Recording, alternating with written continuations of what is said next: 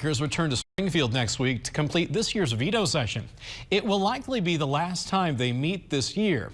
Ahead of next week, State Senate Republicans laid out their priorities, and Illinois Capitol Bureau Chief Max Cotton takes a look at what they hope to achieve.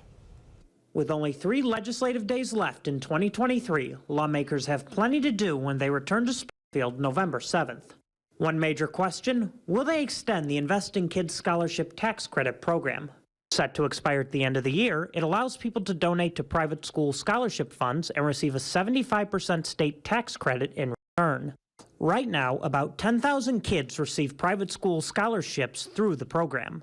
Senate GOP leader John Curran says his caucus's main priority is keeping the program alive and willing to compromise to get it done. We just want to make sure that the program continues to operate and provide these opportunities to lower income families, going forward. Governor Pritzker said last month if the legislature passes a bill extending the program, he would sign it. The other major topic for next week, nuclear power. Pritzker vetoed legislation in August ending the moratorium on nuclear power plant construction.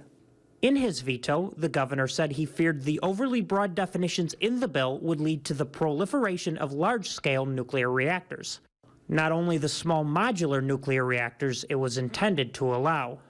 Curran says the bill's original sponsor, Republican Senator Sue Rezin, has filed a new bill addressing Pritzker's concerns. A veto override is also on the table. We are in full support. We know that the votes are there in the Senate to pass the bill. We expect to move that this upcoming week, and I think the advocacy on the issue continues to be in the House, and will the House follow the Senate's lead and pass that as well. Advocates say the bill is necessary to meet our energy needs in the future. In Springfield, Max Cotton, WGEM News.